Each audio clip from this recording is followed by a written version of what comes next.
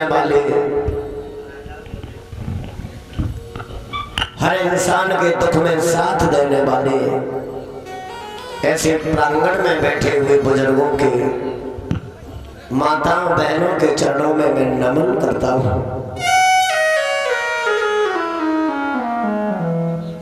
बड़ा सुंदर प्रसंग चल रहा है भक्त भगवान का।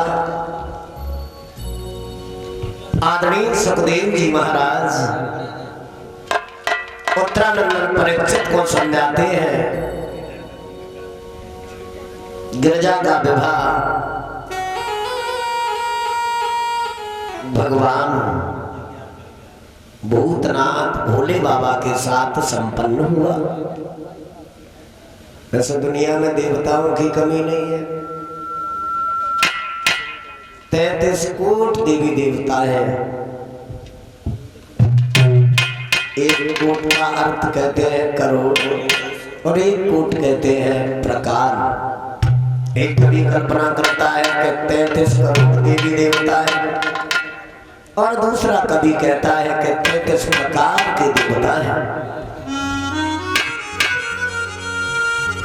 मगर मैया इन 33 प्रकार के देवताओं में सबसे बड़े देवता कौन है? देवों के देव जिनका नाम है। और वैसे हमारे दिमाग से देवता भोले बाबा जैसा सीधा कोई देवता दिखाई नहीं पड़ रहा है।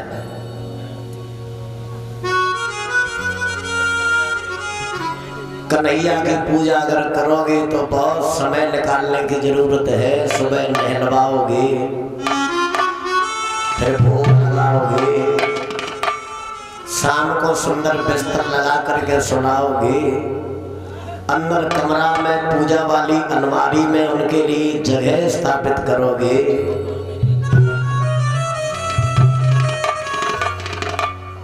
राम चाहे हनुमान चाहे दुर्गे मैया, किसी देवता का अगर आप आशीर्वाद लेना चाहोगे तो बड़ी सेवा की जरूरत है।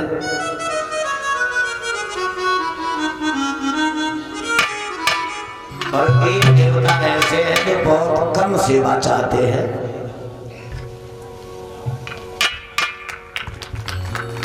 ताली मन से ही बजाए करके सारा समझा।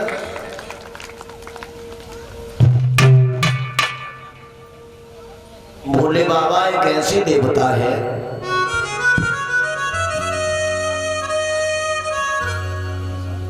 पूजा वाली अलमारी में जगह मिल जाए तो ठीक। अगर पूजा की अलमारी में लोगों को जगह नहीं मिलती है तो भोले बाबा को चबूतरा पे रख देते हैं। कभी किसी ने देखा है किसी के चबूतरा पे कन्हैया की मूर्ति रखी हो?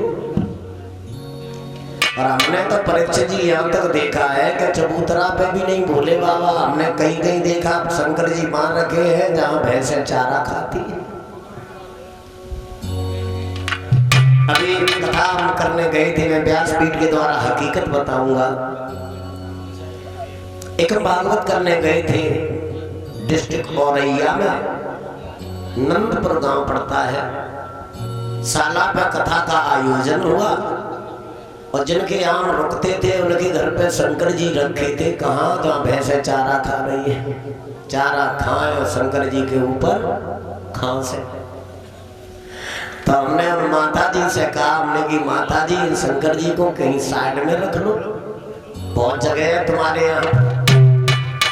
हमसे बोली रिंकू, हमने इनको जब उठा करके सही जगह पे रखा तब तक कोई न कोई घर में मुसीबत तैयार हो गई। उन्हें यही जगह पसंद है।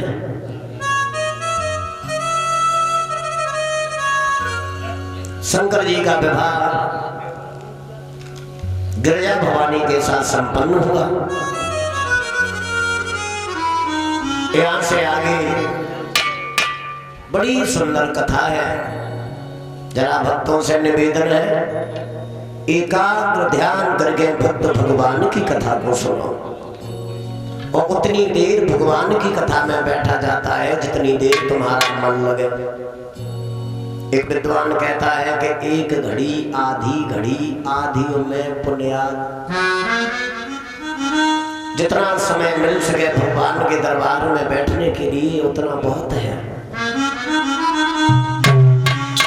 प्रभु की कथा से, भगवान के सत्संग से अगर मन उबने लगे तो समझ लेना आत्मा अभी हमारी ठीक नहीं है।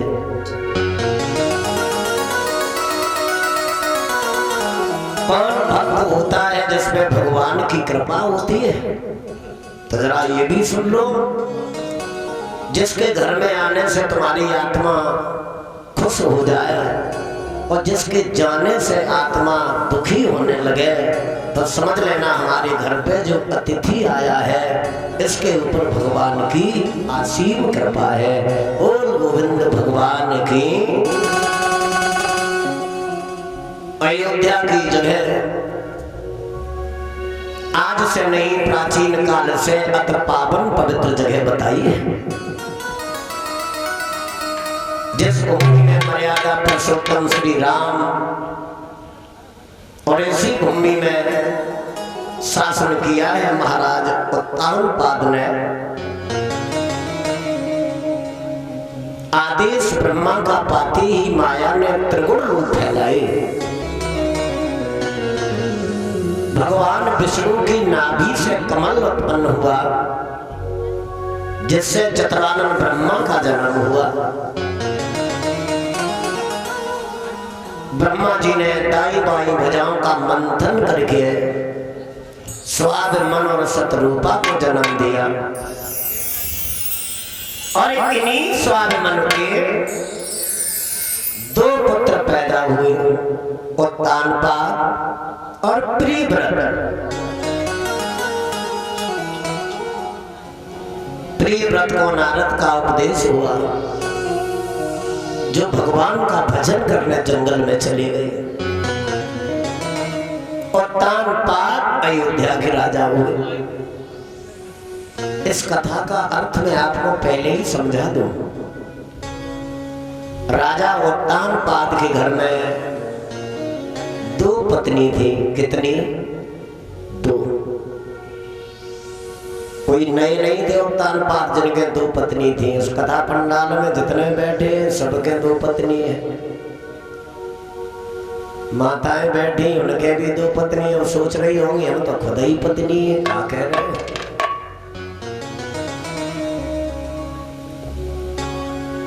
आत्मा रूपी जीव के दो पत्नी होती है, एक सुनीत और एक सुरचि। सुनीत कहते हैं जो नीत पे चलती है। दो बुद्धि होती है हर आदमी के मानव रूपी शरीर में।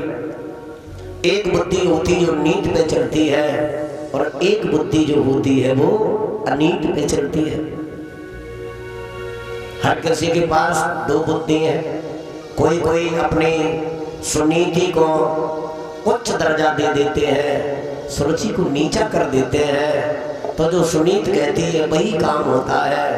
और जिनके जीवन में सुरुचि को ऊपर स्थान दे दिया जाता है, सुनीत को नीचा स्थान दे दिया जाता है, भौतिक सुख तो मिलता है लेकिन पौराणिक सुख नहीं मिल पाता है।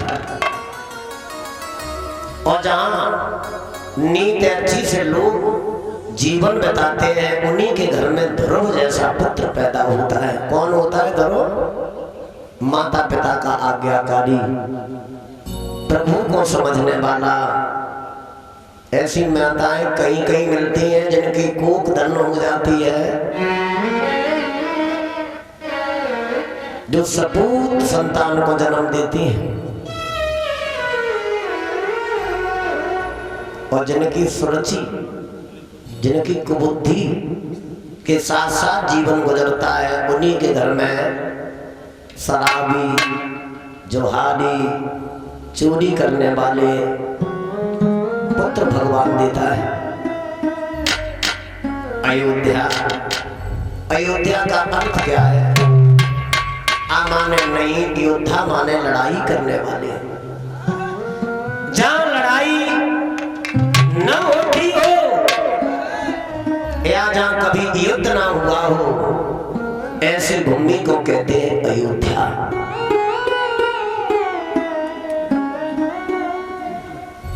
महाराज उत्तानपाद का विवाह हुआ, सुनीति रानी घर में आ गई, मगर जीवन में जब दुखी होने लगे महाराज, एक दिन अपनी रानी सुनीति से सवाल किया, भद्रे एक बात बताओ,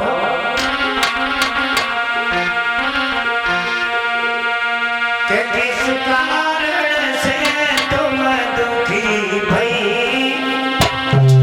और हे मेरी प्राण प्यारी है।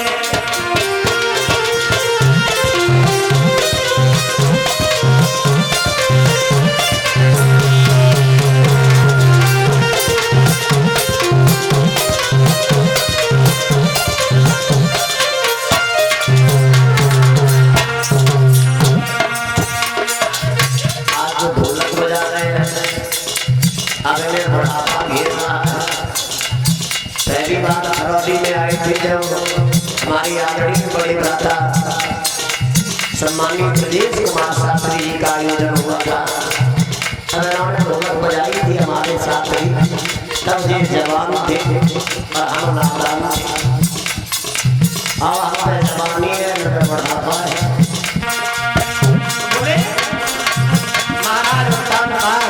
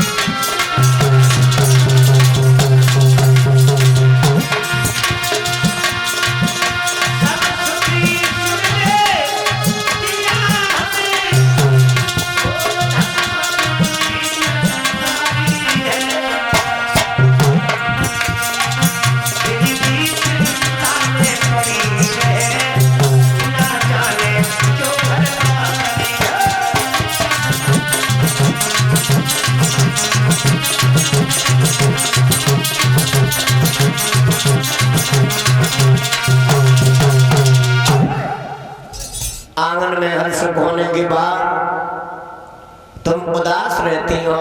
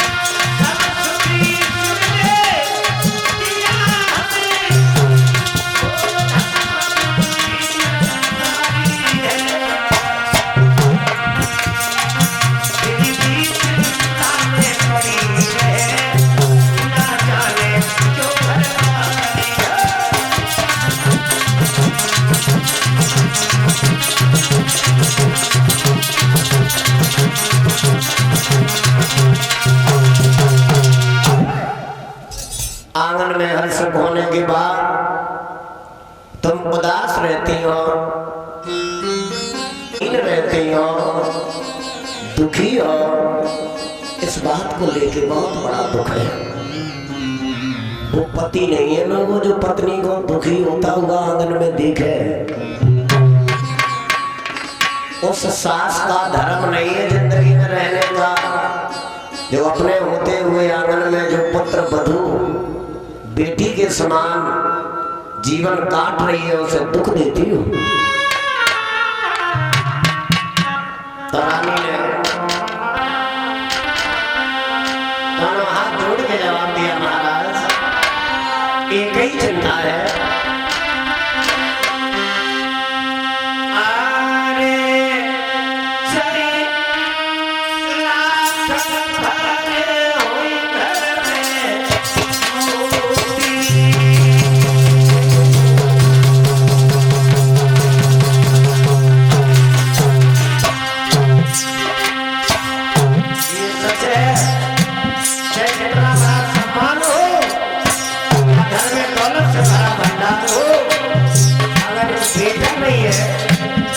जीवन सोना सोना लगता है।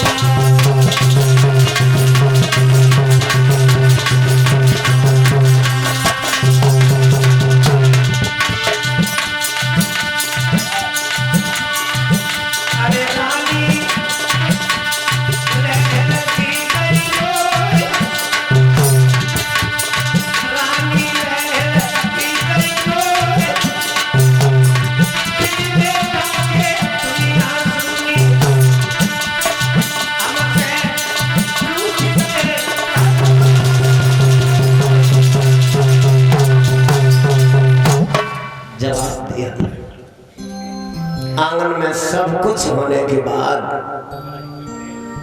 कुछ भी नहीं है। तो राजा उत्तानपाद ने जवाब दिया, भद्रे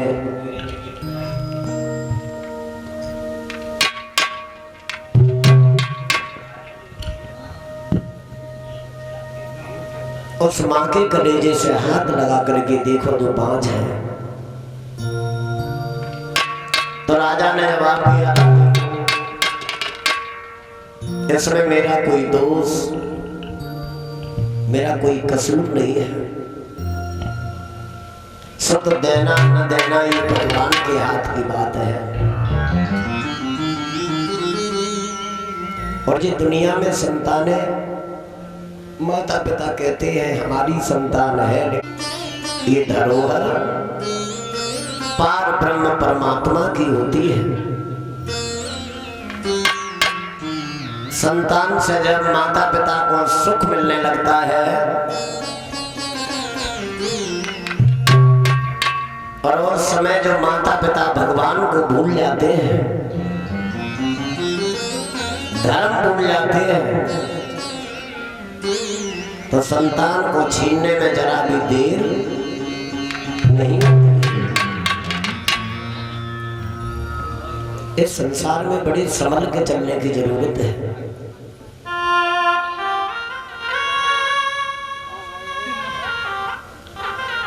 राजा उत्तानपाद अनयन भांत अपनी रानी को समझाने की कोशिश कर रहे हैं।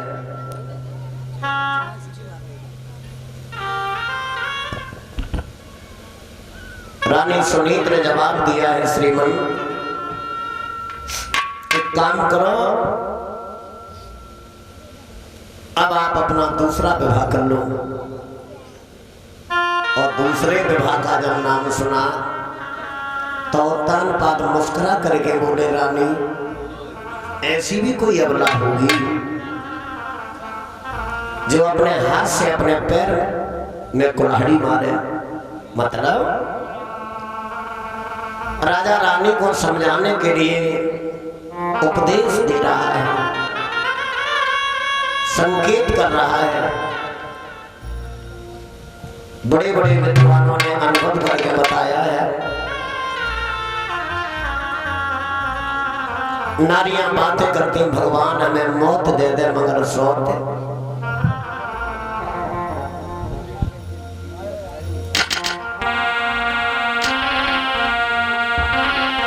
राजा ने जवाब दिया, सुनीति स्त्री बातें करती है,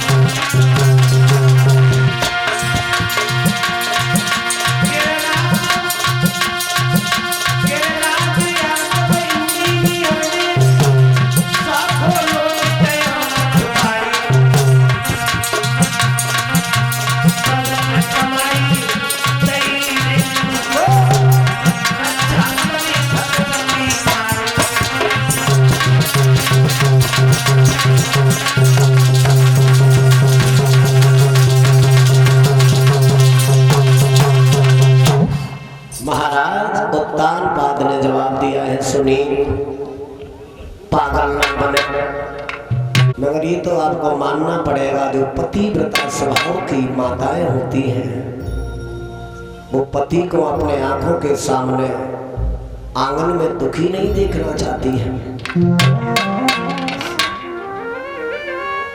अब सवाल उठता है कि पतिव्रता होती कौन है। वैसे हमसे कोई पूछे पतिव्रता कौन होती है तो भैया हमारी नजर में तो सब दुनिया ही पतिव्रता है। वैसे देखो पतिव्रता की एक पहचान मैं आपको बताऊं। आप किसी के घर में पहली बार कदम रखना और घर में जब तुम प्रवेश करोगे परीक्षित महाराज तो घर में जब नजर फैला करके देखोगे तो घर में वो सफाई होती है। जो चीज जिस जगह की है वो उसी जगह रखी मिलती है। तब ऐसा लगता है कि हम स्वर्ग में हैं या स्वर्ग इस आंगन में है।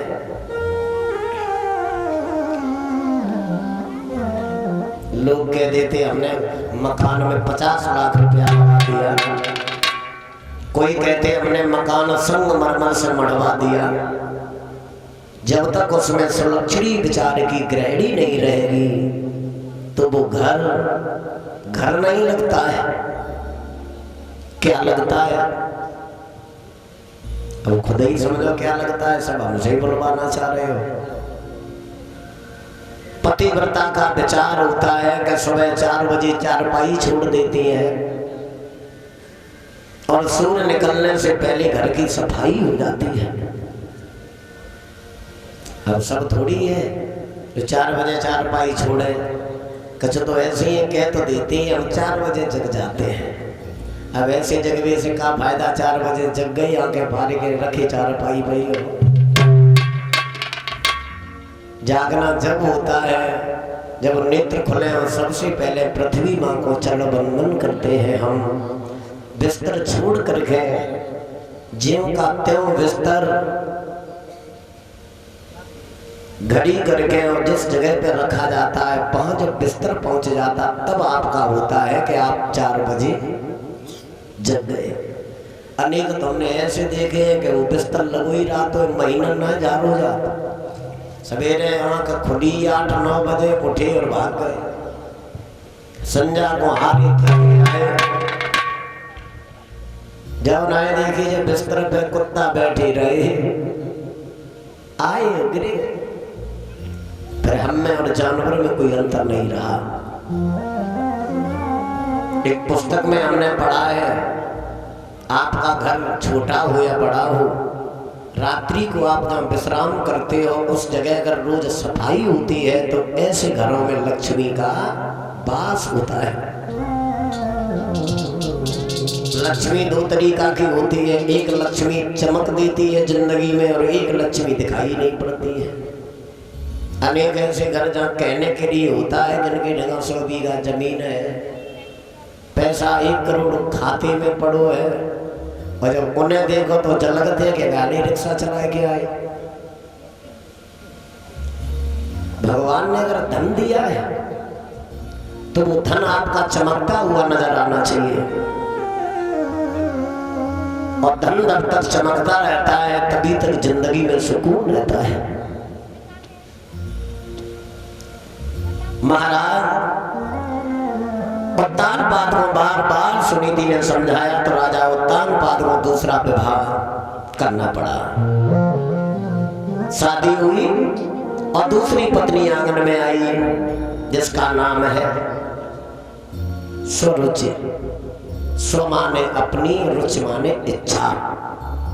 अपनी इच्छा से चलने वाली, किसी की बात न सुनने वाली। और सुरुचि जैसी जो दुनिया में ज्यादा है, सुनीति जैसी कम है। दुनिया भर में 5 तरीका के आदमी होते हैं और 4 तरीका की महिलाएं। आदमी 5 तरीका के होते दुनिया में। थरौली में भी होंगे 5 स्वभाव वाले। इनका कभी स्वभाव ही नहीं बदलता। कौन कौन स्वभाव के होते हैं तो जरा ध्यान दें।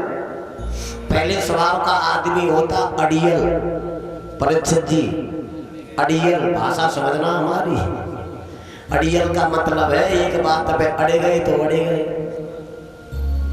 चाहे नुकसान हो जाए, चाहे चोट लग जाए, चाहे अपमान हो जाए, कोई मतलब नहीं, वे अड़वे में ही सबको समझते हैं। एक होता अड़ियल स्वभाव का आदमी और दूसरा होता घुड़ियल स्वभाव का आदमी। घुड़ियल, घुड़ियल कौन सा होता है? जब देखो तब ही, जब देखो वहां। और अड़ियल घुड़ियल स्वभाव वाला आदमी अंग्रेजी बोलेगा, हिंदी समझेगा नहीं कभी। और ऐसी ऐसी अंग्रेजी बोलने की कोशिश करते हैं कि ना अंग्रेजी रात ना फिर हिंदी रात।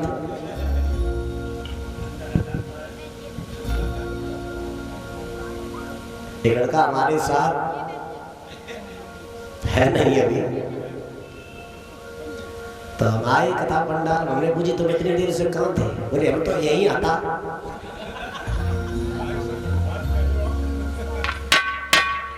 भैया तीसरा होता है लड़ियल स्वभाव का आदमी। लड़ियल, जहां देखो वहां लड़ाई, हर गांव मिलेगा ऐसा आदमी। पहली बात तो ये है कि कभी लड़ाई नहीं करनी चाहिए,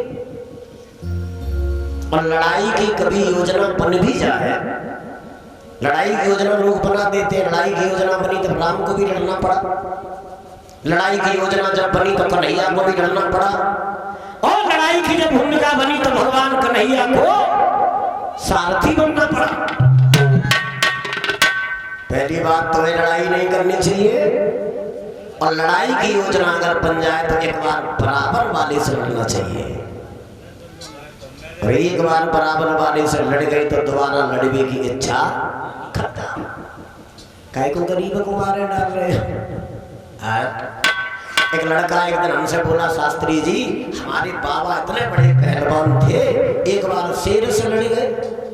तो हमने की लड़ा शेर कहाँ मिलेगा, वो बोले चिड़ियाघर में। तो हमने की शेर से लड़ गए क्या? हाँ। तो हमने की कहा कचरा शेर में मार डाले। तो बोलो हमने की जंगरे बहादुरी है। चौथा होता है पड़ियल स्वभाव का आदमी। पड़ियल, पड़ियल कौन सा होता है? कथा चल रही है, अबे थरौली में चारपाई पे पड़े हुए एक पेड़ के नीचे। पड़ियल, पड़े ही रात है तो कथा चल रही है।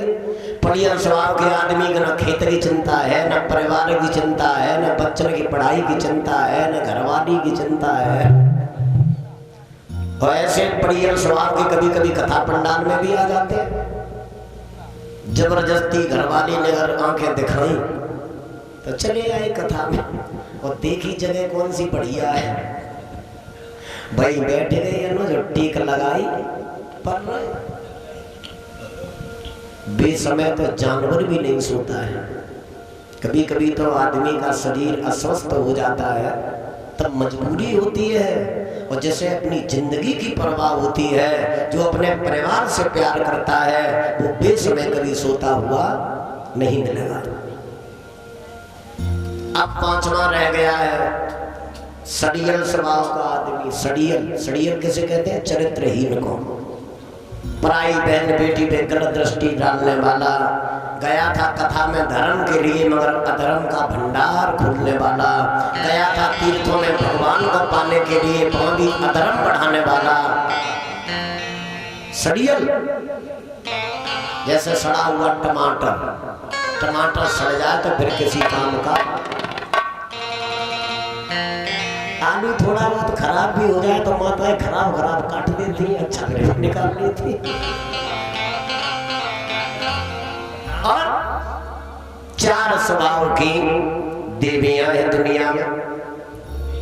पहली होती उत्तम विचार की महिला, दूसरी होती मध्यम विचार की महिला, तीसरी होती लघु विचार की महिला, और चौथी होती अधम विचार की महिला।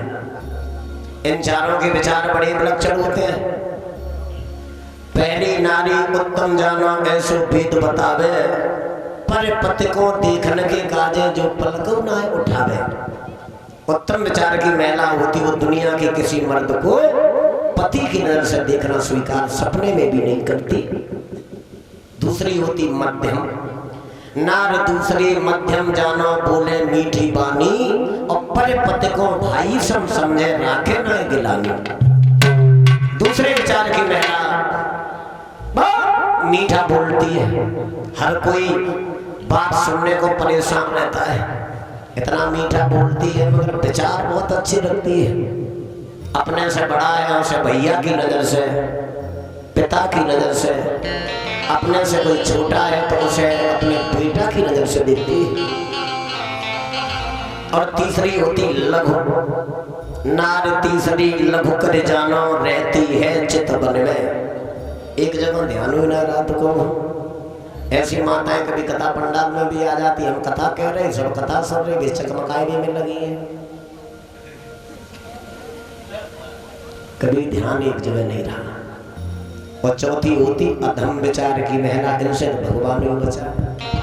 नार चौथी अधम कर जाना बनी रहे बीमार, और जग में जाहिर एक पति गुप्त रहे, भगवान मालिक है। मैं तो ये सोचता हूँ भगवान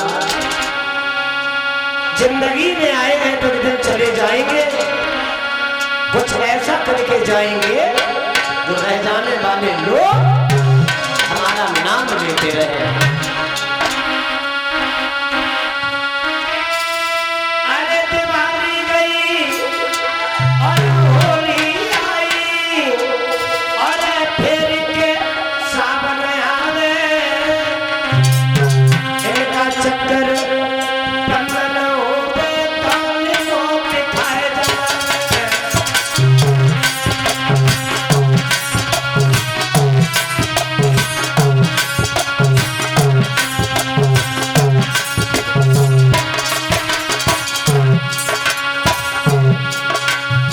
दिवाली आने वाली है, दिवाली जाएगी फिर होली आएगी, होली जाएगी फिर रक्षाबंधन आएगा, फिर होली, फिर दिवाली।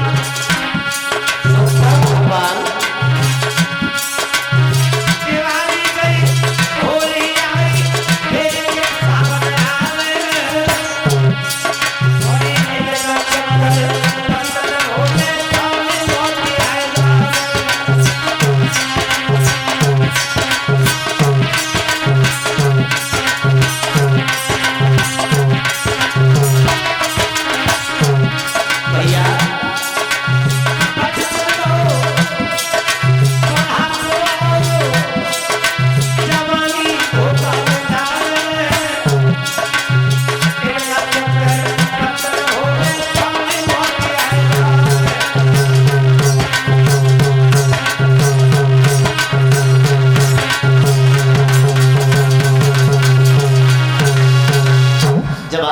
सुखदेव ने महाराज, राजा उत्तानपाद का दूसरा विवाह होता है, और जब रानी दूसरे आंगन में आई तो कल्पना करता है कभी कि ब्याह करे लौट के आए, खुशी सबने मनाई है,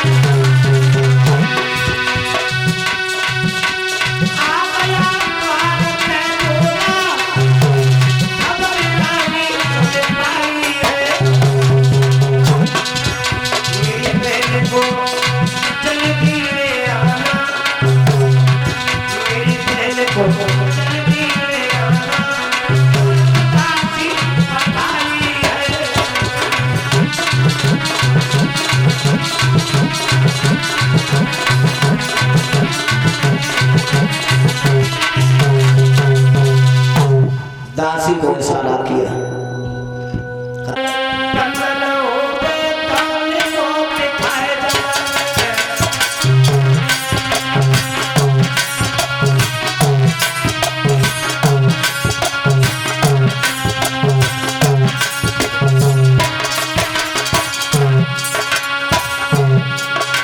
अभी दिवाली आने वाली है, दिवाली जाएगी, होली आएगी, होली जाएगी फिर रक्षाबंधन आएगा, फिर होली, फिर दिवाली।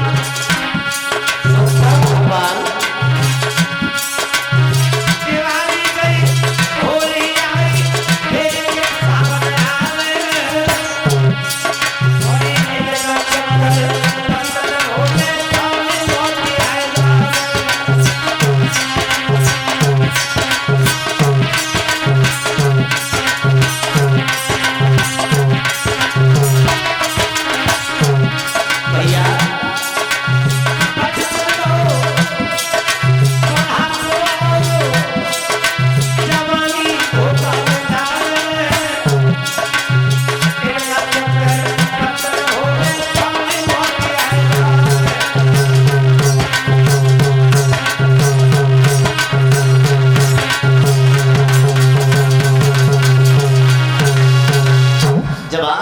सुखदेव ने महाराज, राजा उत्तानपाद का दूसरा विवाह होता है और जब रानी दूसरी आंगन में आई तो कल्पना करता है कवि कि ब्याह करे लौट के आए,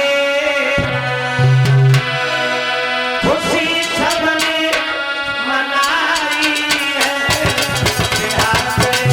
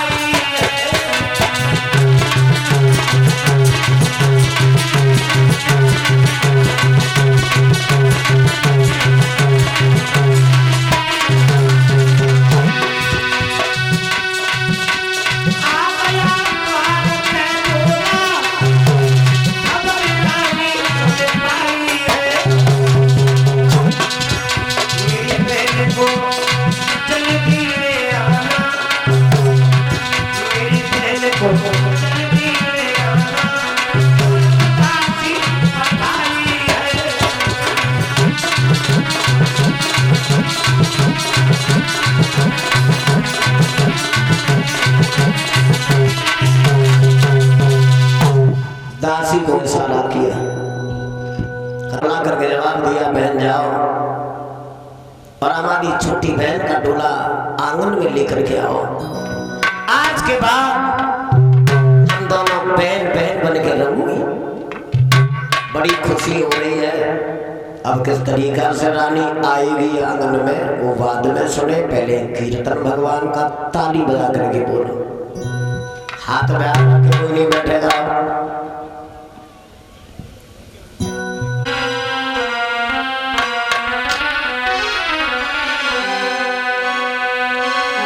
ताली बजा कर सब लोग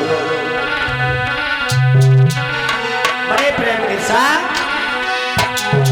कि मैं तो होती भी नजरी मोर नाचती मधुवन में, मैं होती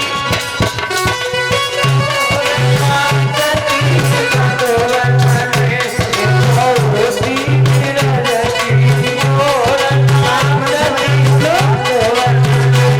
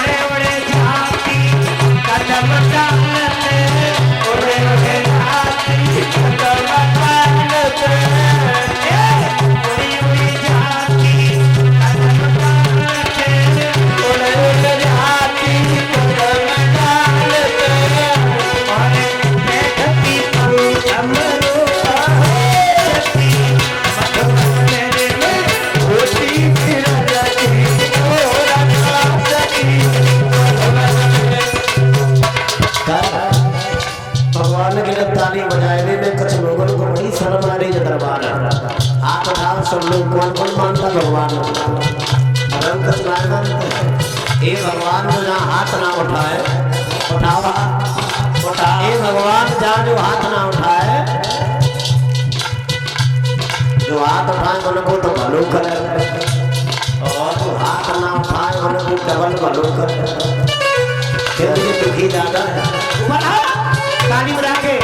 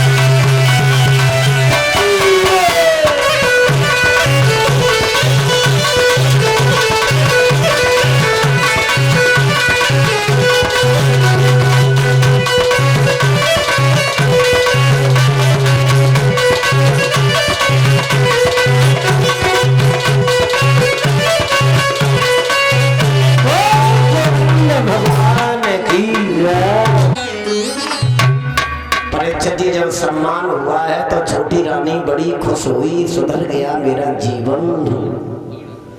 तब तक दासी ने कह दिया बहन जल्दी चलो, आपकी बड़ी बहन आपका इंतजार कर रही है। बड़ी बहन का नाम सुना, छोटी रानी चली गई और आवाज लगाई कौन है मेरी बड़ी बहन। बोली आपके पति की पहली विवाहता रानी सुनी। दासी इसका मतलब है कि आंगन में सोते हैं।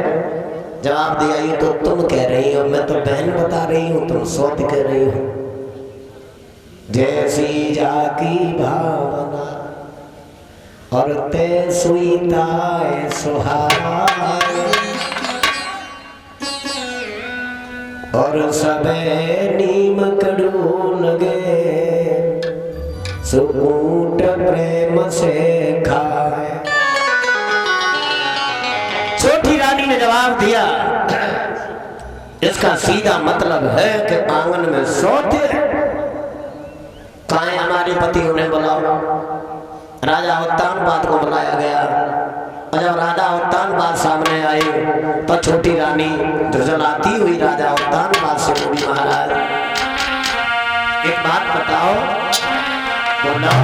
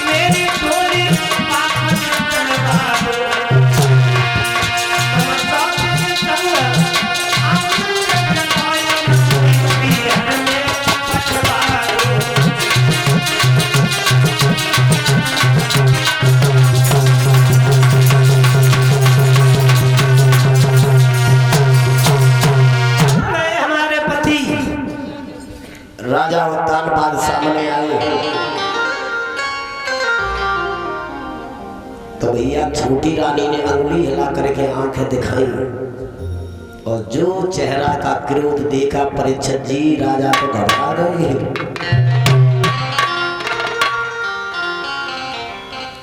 राजा की शादी होके आई है, किसी साधारण व्यक्ति का विवाह नहीं हुआ। आजकल गांव में कई साधारण आदमी को ब्याह हुए है तो ले गांव वाले ने की आंखें सड़कती गाय लगी रहती है कि अबे बहू वाली गाड़ी ना आई। हाँ वो तो राजा थे, अयोध्या की प्रजा दरवाजे पे भीड़ लगी है, छतों पे महिलाएं झांक झांक कर देख रही है। वाह जी वाह, उत्तानपाद की दूसरी पत्नी का आगमन हो गया। और पत्नी का थी, अंगुली हिला करके जवाब दिया महाराज भेज दो पीहर डोला। अब मेरे जाने जा अवधपुरी पे परे गजब का।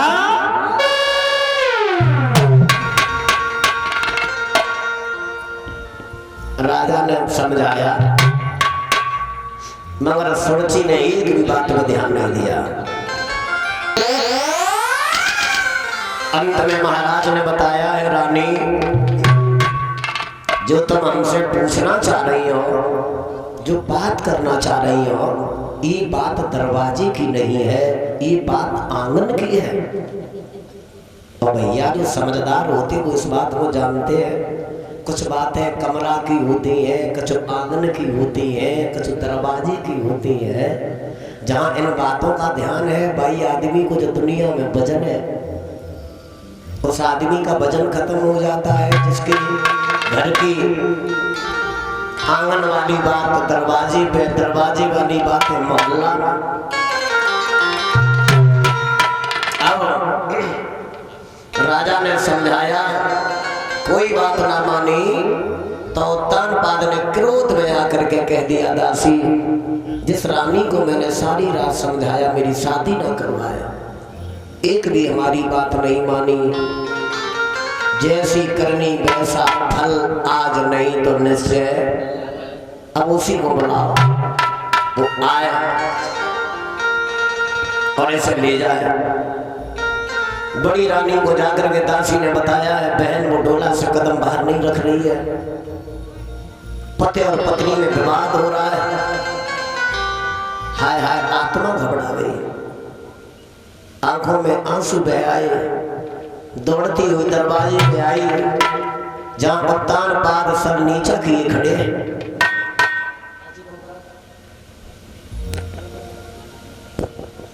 जहां महाराज उत्तानपाद खड़े हैं, पहले अपने पति की तरफ देखा। पतिव्रता समझ गई हमारे पति की चिंता घटी नहीं और ज्यादा बढ़ गई। जाकर के छोटी रानी के पैरों पे हाथ चला दिए, बहन तुम आज के बाद धर्म की बहन हो हमारी। मैं मानती हूं एक कोख से जन्म नहीं लिया हमने तुमने, मगर मेरे हृदय का भाव इतने प्यार से तुम्हें रखूंगी कि तुम्हें कभी जन्म देने वाली मां की भी याद नहीं आएगी।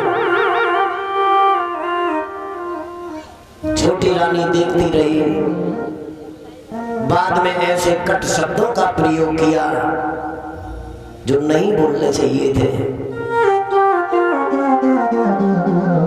और एक बात याद रखना माताओं बहनों, बड़ा से बड़ा दुख झेल लेता है आदमी, तलवार की धार भी सह लेता है आदमी, ओलों की बौछार भी सह लेता है आदमी, बीमारी की मार भी सह लेता है आदमी, मगर कभी बाड़ी की मार नहीं सह पाता है आदमी। तो बड़ी रानी ने महलों की चाबी निकाल करके हाथ में दी और बोली सहेली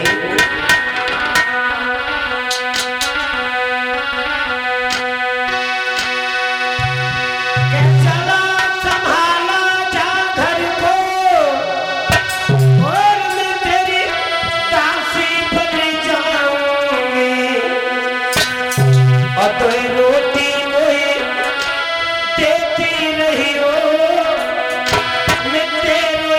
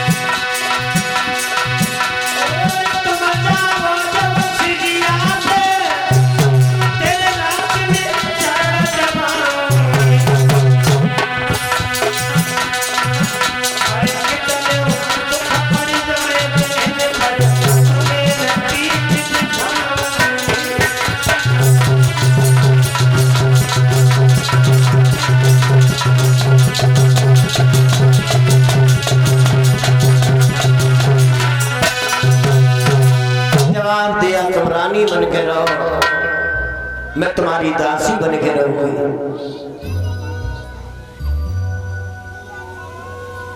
भक्तजनों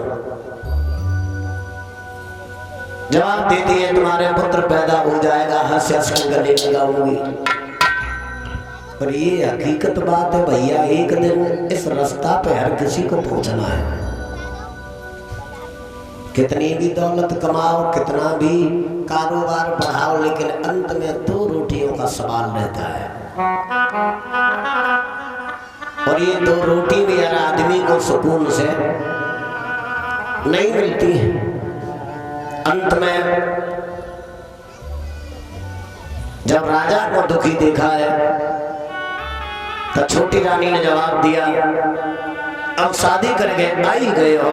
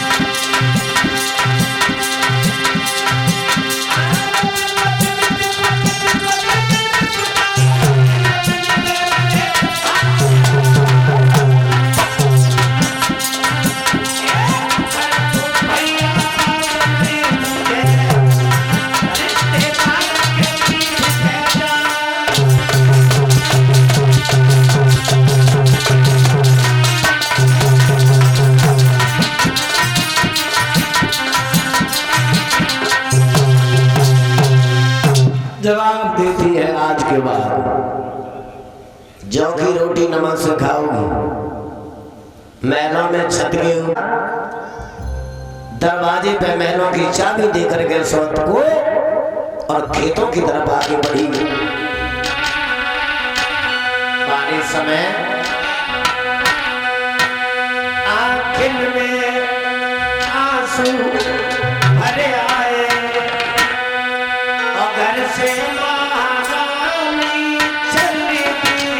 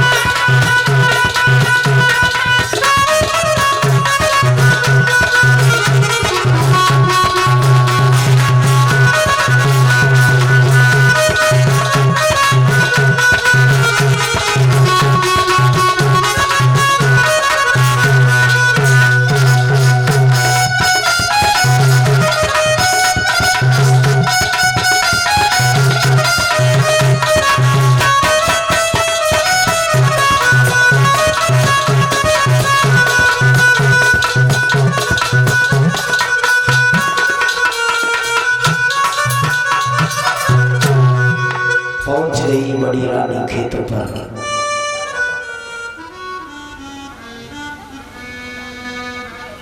महलों में रहने वाला व्यक्ति किसी दिन जब अधिकार छिनता है तो बड़ा दुख होता है।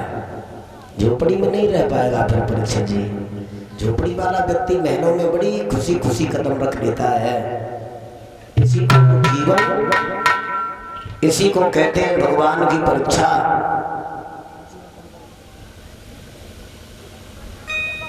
धूप में कार उड़ाती है, जौ की रोटी नमक से खाती है। ये संसार के रिश्ता बड़े विलक्षण है। इन रिश्तों में सुख भी मिलता है और इन रिश्तों से जब दुख उत्पन्न होता है तब मरने के अलावा और कोई बात दिमाग में। धीरे धीरे 6 महीना बीतने जा रहे हैं। जौ की रोटी नमक से खा लेती है, पानी पी करके संतोष कर लेती है। कोई कोई दिन तो ऐसा गुजर जाता है तो केवल पानी पी करके लेट जाती है। नहीं चाहिए दिल दुखाना किसी का, सदा ना रहेगा।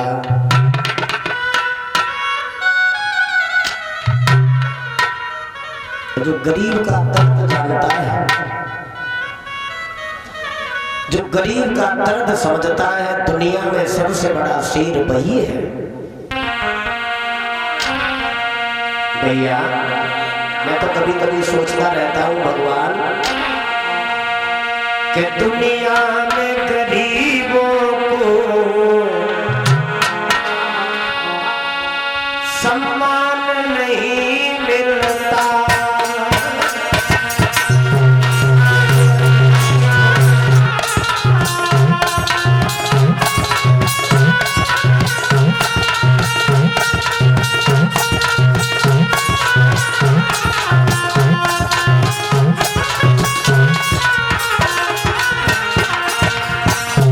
जिंदगी की सबसे सुंदर कथा यही है।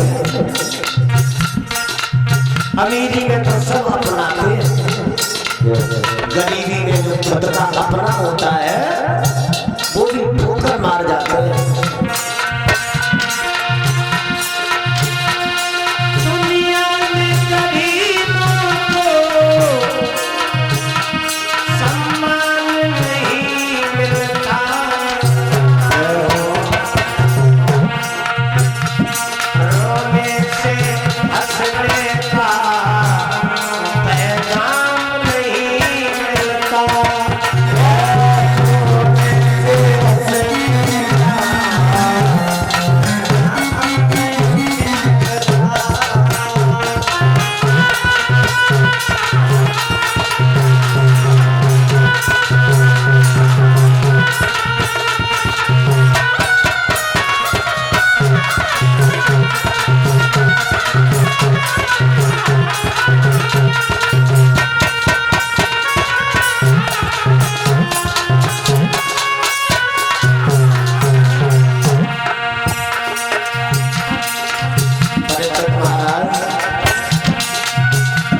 इतनी सी उम्र में सुख और दुख भगवान ने सब दिखा दिए।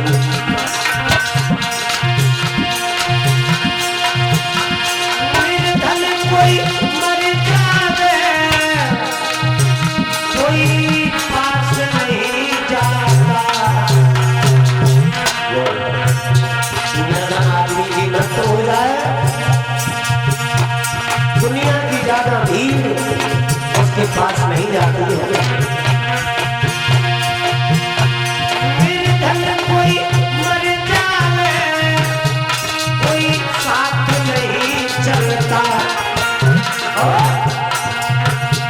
धनवान जो मर जाए तो और बहुत मचता।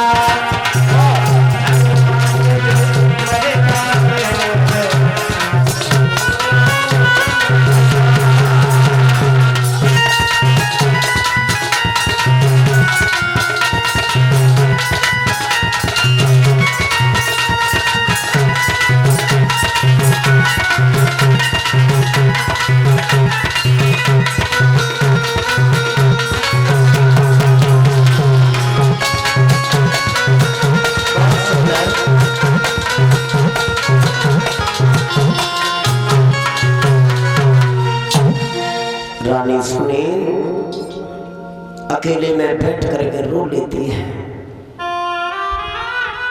और रोना उसी का होता है जिसके कोई आंसू पोंछने वाला हो। रूठना उसी का होता है जैसे कोई मनाने वाला हो।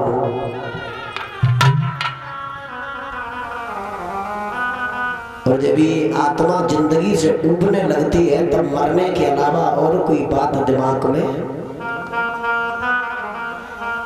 ये भगवान कभी अपने भक्त को ज्यादा दुख मत देना, क्योंकि ये कलयुग चल रहा है। इस कलयुग में भक्त भी दुख को बर्दाश्त नहीं कर पाता है।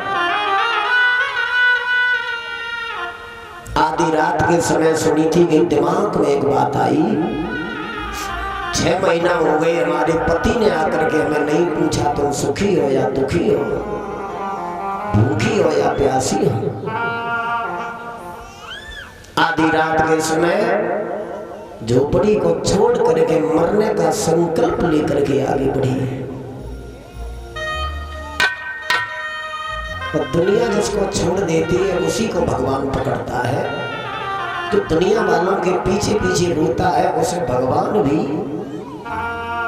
परमात्मा भी बहुत रोता है इस आत्मा के लिए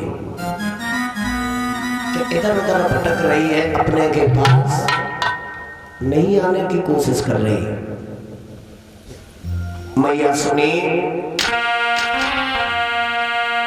जमीन में बैठ गई और आंसू आंखों में बहने लगे। आखिरी समय अपना विचार भगवान से साझा करने लगे।